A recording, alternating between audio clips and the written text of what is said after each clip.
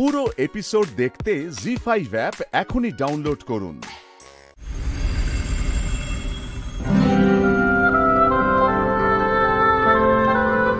এসবের কোনো মানে হয়? এদের ছেলে মানুষের সীমা পেরিয়ে যাচ্ছে। এক্ষুনি তোষা ম্যাডাম ঢুকবেন আর বলবেন, এই আদিক্ষেতা কি তুমি করতে বলেছো নাকি? এই আদিক্ষেতা কি তুমি করতে বলেছো নাকি? তোমার কি মনে হয় আমার কি মাথা খারাপ হয়ে গেছে এসব করতে বলবো? না না, তা কেন? তোর সাথে তোমার পুরনো বউ ওই সঙ্গীতা মার্কা মেয়ে হলে তার জন্য করতে পারতে, তাই না গো? এই শোনো, ঘরে ঢুকে না মাথাটা গরম করিয়ে দিও না। সঙ্গীতা মার্কা কটা মেয়ে জুটেছে জীবনে? আরে একটা যখন জোটাতে পেরেছো আরো 10টা জোটাতে পারবে, বাধা কিসের? এই টাইপের কথাগুলো বলো বলেই না মাথাটা,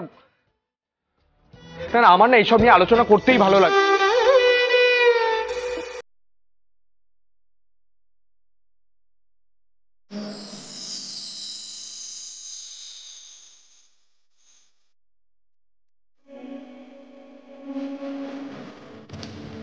হাঁ করে কি দেখছো বলো তো? কোনো সেন্স নেই না তোমার? দুলটা খুলতে পারছে না, আটকে গেছে, হেল্প করবে তা না ওখানে দাঁড়িয়ে আছে।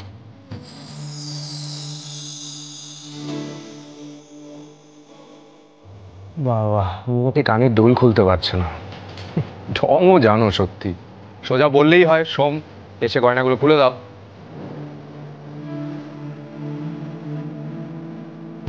এত সেজেছিলে কার জন্য? অবশ্য তুমি তো জানতে না তোমার আমার বিয়ের ব্যবস্থা করা আছে, তাই এত সেজে ফেলেছিলে। আমাকে মিষ্টি সাজিয়েছে, তুমি কি করে না করতাম? আমি যদি জানতাম আমাদের বিয়ের জন্য সাজাচ্ছে তাহলে তো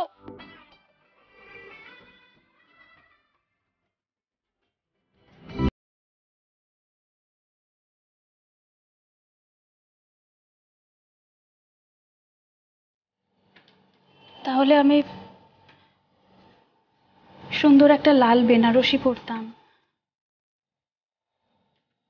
মাথায় চন্দনের টিপ পরতাম, মাথায় মুকুট, ওড়না সব পরতাম।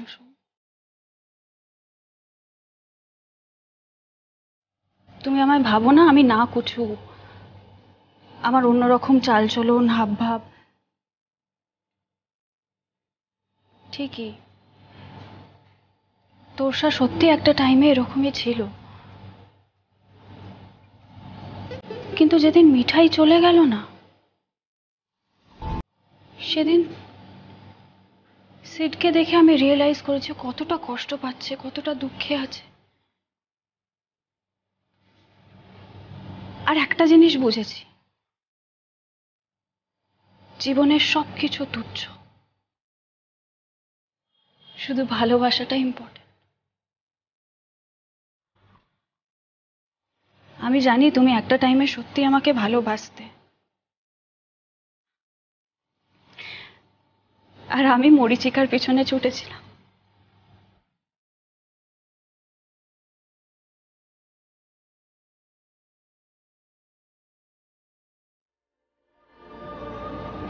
আজ সবকিছু ভুলে যেতে চাইছো।